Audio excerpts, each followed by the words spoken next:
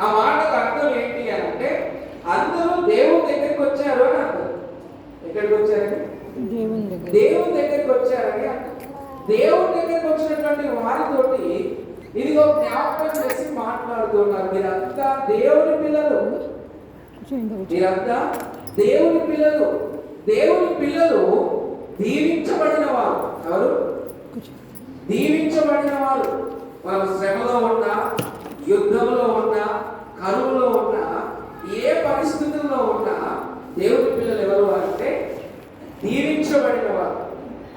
ఇదిగో దేవుడు యాకోబును జ్ఞాపకం చేసుకొని ఇశ్రాయేలుగా దీవించాడు. ఎలా దీవించాడు? ఇశ్రాయేలుగా దీవించాడు. ఎలా దీవించాడంటే తన తోడి గూటి మీద కొడితే ఆ కాలిపై కర్ర పట్టుకున్నాడు. కాలిపై ఏం పట్టుకున్నాడు? కర్ర పట్టుకున్నాడు. మొదలుపెట్టాడు. అయినా కూడా దేవుడు ఏం చేశాడంటే ఆయనను దీవించాడు, ఇశ్రాయేలుగా దీవించాడు. మనం జ్ఞాపకం చేసుకోవాలి. ఎందుకు చెప్తున్నానంటే మనకు కలిగే ప్రతి సందర్భము అది మంచిది కావచ్చు, చెడ్డది కావచ్చు. బట్ మనం గుర్తుంచుకోవాలి, మనం దీవించబడిన వారు, దేవుని చేత దీవెన పొందిన వారు. ఇంకొక మాటలో చెప్పుకోవాలంటే ఇదిగో క్రైస్తవులుగా దీవించబడ్డాం. ఎలా దీవించబడ్డాము? క్రైస్తవులుగా దీవించబడ్డాము, క్రీస్తును కలిగిన వారముగా దీవించబడ్డాము. ఒక సందర్భం గుర్తు చేస్తాం.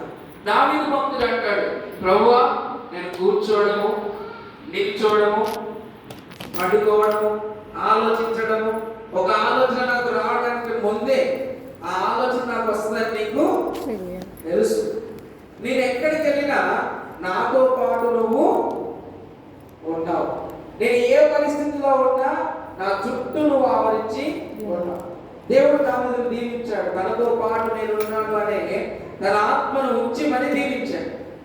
దీవించిన దావీదు భక్తుని జీవితాన్ని మనం చూస్తే దావీదు భక్తుడు సౌలుకు భయపడి సౌలుకు భయపడి తన గుడారం నుంచి, గుడారం వెనక నుంచి పారిపోతూ ఉన్నాడు. ఎవరైనా దీవించబడ్డ వ్యక్తినా కదా? అంటే మనం అర్థం చేసుకోవాలి, మన దీవెన అనేది మన పరిస్థితుల అనుకూలంగా ఉండదు. దేవుడు మనల్ని ఎప్పుడో దీవించాడు. ఆ దీవెనను మనము పొందుకోవాలి. ఆ దీవెనను బట్టి మనం నడుచుకోవాలి.